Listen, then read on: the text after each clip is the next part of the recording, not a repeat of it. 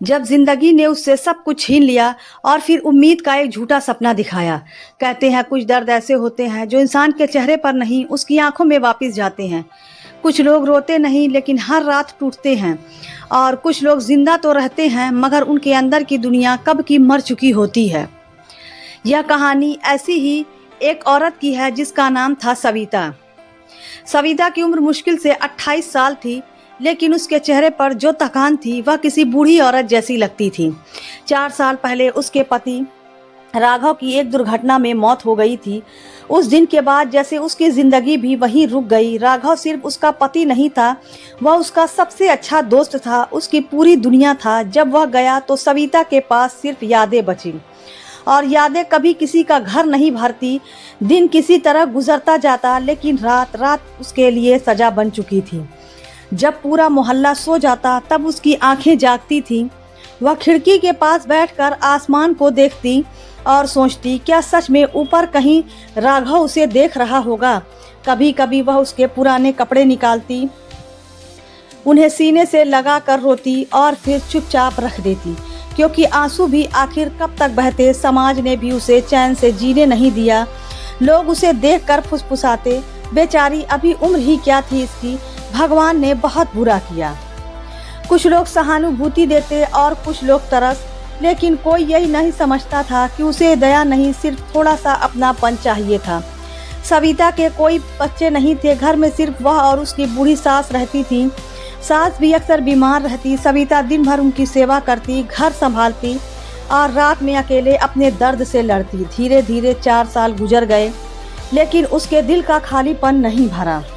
एक दिन वह बाजार गई थी सामान खरीदने। वही उसकी मुलाकात एक आदमी से हुई। उसका नाम था अमन। अमन लगभग 32 साल का था। शांत स्वभाव, साफ दिल और चेहरे पर हमेशा हल्की मुस्कान। पहली मुलाकात बहुत साधारण थी, लेकिन पता नहीं क्यों सविता को उसकी बातों में सुकून मिला।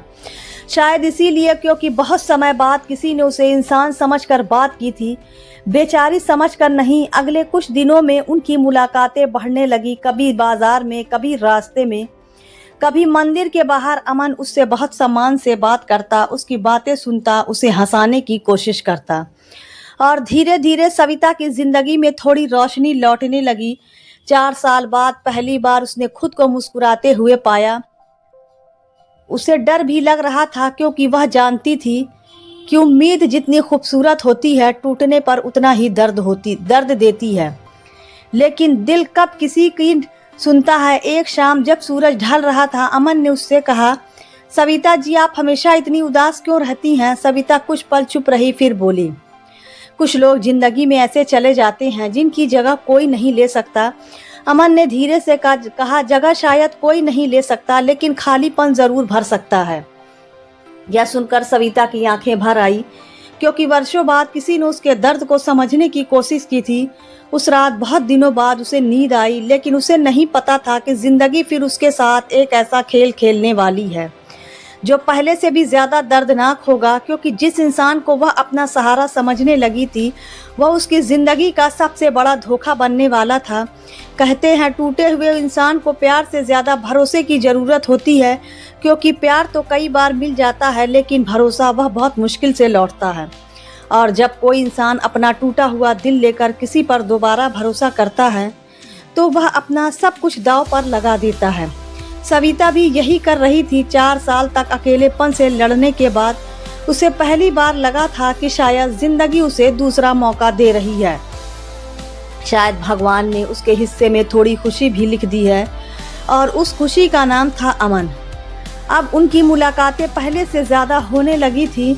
अमन अक्सर सविता की सास का हाल पूछता, जरूरत पड़ने पर घर का सामान उठा देता, छोटी छोटी बातों का ध्यान रखता, और सबसे बड़ी बात, वह सविता के अतीत का मजाक नहीं उड़ाता था।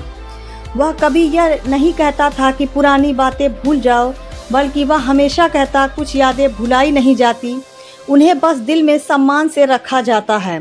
यही बात सविता के दिल को छू गई थी, क्योंकि दुनिया उसे बदलना चाहती थी, लेकिन अमन उसे समझाना चाहता था। धीरे धीरे सविता फिर से जीने लगी। वह सुबह जल्दी उठती, घर सजाती, अपने लिए अच्छे कपड़े पहनने लगी आईने में खुद को देखने लगी और सबसे बड़ी बात वह फिर से मुस्कुराने लगी। उसकी सास भी यह बदलाव देखकर खुश थी। एक दिन उन्होंने सविता से कहा, बेटी अगर जिंदगी तुझे दोबारा खुश रहने का मौका दे रही है तो उससे डर मत। सविता ने उनकी तरफ देखा, उसकी आंखों में आंसू आ गए क्योंकि वह जानती थी कि उसकी सास भी चाहती थी कि वह अकेलेपन से बाहर निकले। लेकिन सविता के अंदर अभी भी डर था, कहीं फिर से सब कुछ बिखर गया तो, कहीं फिर से उसका दिल टूट गया तो। मगर अमन की बातें, उसका व्यवहार, उसकी परवाह, सब कुछ इतना सच्चा लगता था कि वह धीरे धीरे अपना डर भूलने लगी। एक शाम अमन ने उसे शहर के बाहर एक पुराने तालाब के किनारे बुलाया। वहाँ हवा बहुत शांत थी, सूरज ढल रहा था, आसमान सुनहरा हो गया था। कुछ देर दोनों चुप बैठे रहे। फिर अमन ने कहा, सविता क्या तुम्हें नहीं लगता कि जिंदगी को दूसरा मौका मिलना चाहिए? सविता का दिल तेजी से धड़कने लगा। उसे समझ आ गया था कि अमन क्या कहना चाहता है। उसने नीचे देखते हुए पूछा, अगर दूसरा मौका भी पहला जैसा निकला तो? अमन मुस्कुराया, फिर बोला, तो मैं तुम्हारा हाथ पकड़कर खड़ा कर दूंगा। यह सुनकर सविता रो पड़ी। 4 साल का दर्द, 4 साल का अकेलापन, सब उसकी आंखों से बहने लगा। उसे लगा शायद आखिरकार उसे अपना सहारा मिल गया है। उस रात बहुत समय बाद उसने अपने भविष्य के बारे में सोचा। उसने सोचा अगर अमन उसके साथ रहा तो शायद उसकी अधूरी रातें पूरी हो जाएंगी, शायद उसकी दर्द भरी सुबह मुस्कुराने लगेगी। लेकिन इंसान जो सोचता है जिंदगी हमेशा वैसा नहीं करती। कुछ दिनों बाद मोहल्ले में एक नई लड़की रहने आई। उसका नाम था रिया। रिया खूबसूरत थी, बातों में बहुत तेज थी और लोगों को जल्दी अपना बना लेती थी।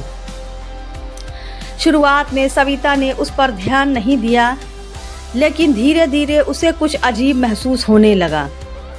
अमन अब पहले जैसा नहीं रहता था। उसके संदेश कम हो गए, मुलाकातें कम हो गई, बातों में पहले जैसी गर्माहट नहीं रही। जब भी सविता पूछती वह कोई ना कोई बहाना बना देता, काम ज़्यादा है, थोड़ा व्यस्त हूँ, बाद में बात करता हूँ। और हर बार सविता खुद को समझा लेती, क्योंकि प्यार इंसान को अंधा नहीं, उम्मीदों का कैदी बना देता है। एक दिन वह बाजार से लौट रही थी, तभी उसकी नज़र सड़क के उस पार गई और अगले ही पल उसके कदम वहीं रुक गए। उसने देखा अमन हंस रहा था और उसके साथ रिया थी। दोनों बहुत करीब खड़े थे, इतने करीब जितना कोई साधारण दोस्त नहीं खड़ा होता। सविता का दिल धक से रह गया, लेकिन उसने खुद को समझाया, शायद मैं गलत सोच रही हूँ, शायद ऐसा कुछ नहीं है। लेकिन सच बहुत देर तक छुपता नहीं। अगले कई दिनों तक उसने वही दृश्य बार बार देखा। कभी दोनों साथ घूमते, कभी घंटों बातें करते, कभी हंसते। हर बार सविता का दिल थोड़ा और टूट जाता। फिर एक दिन उसे वह सच पता चला जिसने उसकी पूरी दुनिया हिला दी। उसकी एक पड़ोसन ने बताया, सविता तुम्हें शायद पता नहीं है, लेकिन पूरे मोहल्ले में चर्चा है कि अमन और रिया एक दूसरे के बहुत करीब हैं। सविता का चेहरा साफ सफ़ेद पड़ गया। उसने कांपती आवाज़ में पूछा, क्या अमन ने कुछ कहा है? पड़ोसन बोली, सुना है वह रिया के साथ नया जीवन शुरू करना चाहता है। यह सुनते ही जैसे सविता के पैरों के नीचे से ज़मीन खिसक गई। उसे लगा शायद उसने गलत सुना है, शायद यह कोई झूठ है। लेकिन उसके दिल को सच का अंदाज़ा हो चुका था। उस रात 4 साल पहले वाली रात लौट आई। वही सन्नाटा, वही अकेलापन, वही आंसू। फ़र्क सिर्फ इतना था, पहली बार उसने पति को खोया था और इस बार उसने अपना भरोसा खो दिया था। लेकिन सबसे बड़ा झटका अभी बाकी था, क्योंकि अगले दिन अमन खुद उसके सामने आने वाला था और जो बात वह कहने वाला था वह सविता की बची हुई उम्मीदों को भी तोड़ देने वाली थी। कहते हैं जिंदगी में सबसे ज़्यादा दर्द तब नहीं होता जब कोई इंसान हमें छोड़कर चला जाता है। सबसे ज़्यादा दर्द तब होता है जब हम किसी पर भरोसा कर लेते हैं और वही भरोसा टूट जाता है, क्योंकि टूटे हुए दिल के टुकड़े तो फिर भी जुड़ जाते हैं, लेकिन टूटा हुआ भरोसा बहुत मुश्किल से वापस आता है। उस रात सविता बिल्कुल नहीं सोई। खिड़की के पास बैठी रही, आसमान को देखती रही और खुद से एक ही सवाल पूछती रही, क्या मेरी किस्मत में खुशियाँ नहीं हैं? क्या हर बार मुझे ही छोड़ दिया जाएगा? उसकी आंखों से आंसू बहते रहे, लेकिन अब आंसू भी थक चुके थे। 4 साल पहले उसने अपने पति को खोया था और अब जिस इंसान को उसने अपनी ज़िंदगी में जगह देने की कोशिश की वह भी उससे दूर जा रहा था। सुबह हुई, लेकिन वह सुबह भी बाकी सुबह जैसी नहीं थी। उसमें उम्मीद नहीं थी, सिर्फ एक डर था। और दोपहर होते होते वह डर सच बनकर उसके दरवाजे पर आ गया। अमन सामने खड़ा था, उसके चेहरे पर वही मुस्कान थी, लेकिन आज सविता को वह मुस्कान अजनबी लग रही थी। कुछ पल दोनों चुप रहे, फिर अमन ने धीरे से कहा, मुझे तुमसे एक ज़रूरी बात करनी है। सविता सब समझ चुकी थी, फिर भी उसने खुद को संभालते हुए कहा, कहो। अमन ने गहरी सांस ली और बोला, मैं रिया से प्यार करता हूँ, बस इतना सुनना था। सविता के अंदर कुछ टूट गया, शायद उसका दिल, शायद उसकी उम्मीद, या शायद दोनों। कुछ पल तक वह कुछ बोल ही नहीं पाई, फिर कांपती आवाज में बोली, और मैं। अमन ने नज़रें झुका ली। तुम बहुत अच्छी हो सविता, लेकिन मैंने तुम्हें उस नज़र से कभी नहीं देखा। सविता हंस पड़ी, एक ऐसी हंसी जिसमें दर्द था, जिसमें टूटन थी, जिसमें हजारों अधूरी उम्मीदें दफन थी। उसने कहा, तो फिर मुझे सपने क्यों दिखाए, मेरे आंसुओं की परवाह क्यों की, मेरे साथ इतना समय क्यों बिताया। अमन चुप रहा, क्योंकि कुछ सवालों के जवाब नहीं होते और कुछ गलतियों का कोई बचाव नहीं होता। कुछ देर बाद वह चला गया हमेशा के लिए, और सविता दरवाजे पर खड़ी रह गई, ठीक वैसे ही जैसे कोई मुसाफिर स्टेशन पर छूट जाए। उस शाम उसने बहुत रोया, शायद अपनी ज़िंदगी में सबसे ज़्यादा। उसने राघव की तस्वीर निकाली, उसे सीने से लगाया और फूट फूट कर रो पड़ी। वह बार बार खुद से कह रही थी, मुझ में ही कोई कमी होगी, कोई मुझे क्यों नहीं चुनता, हर कोई मुझे छोड़कर क्यों चला जाता है। लेकिन उसी रात कुछ ऐसा हुआ जिसने उसकी सोच बदल दी। उसकी सास उसके कमरे में आई, उन्होंने चुपचाप उसके सिर पर हाथ रखा और बोली, बेटी, जो लोग तुम्हें छोड़कर गए उनका जाना तुम्हारी कमी नहीं है। सविता ने आंसुओं भरी आंखों से उनकी तरफ देखा। सास ने आगे कहा, राघव तुम्हें छोड़कर नहीं गया था, उसे किस्मत ने छीन लिया था, और अमन कभी तुम्हारा था ही नहीं। जो इंसान किसी और को चुन ले उसके जाने का दुख हो सकता है, लेकिन उसके लिए खुद को दोष देना गलत है। ये शब्द सीधे सविता के दिल में उतर गए। पहली बार किसी ने उसे उसकी कीमत याद दिलाई थी। पहली बार किसी ने उसे बताया था कि हर बार गलती उसकी नहीं होती। उस रात वह बहुत देर तक सोचती रही और अचानक उसे एहसास हुआ कि पिछले कई सालों से वह सिर्फ दूसरों को खोने के दर्द में जी रही थी। उसने खुद को कभी देखने की कोशिश नहीं की। उसे याद आया, एक समय था जब उसे किताबें पढ़ना पसंद था, उसे सिलाई करना पसंद था, उसे बच्चों को पढ़ाना पसंद था, लेकिन उसने अपनी सारी खुशियाँ दूसरों के नाम कर दी थी, और जब वे लोग चले गए तो उसकी खुशियाँ भी चली गईं। अगली सुबह सालों बाद पहली बार वह आईने के सामने मुस्कुराई। मुस्कान छोटी थी लेकिन सच्ची थी। उसने तय कर लिया कि अब हर किसी के आने का इंतज़ार नहीं करेगी, अब वह खुद अपनी ज़िंदगी बनाएगी। धीरे धीरे उसने मोहल्ले के बच्चों को पढ़ाना शुरू किया। शुरू में सिर्फ 2 बच्चे आए, फिर 4, फिर 10, और कुछ ही महीनों में उसका छोटा सा कमरा बच्चों की हंसी से भर गया।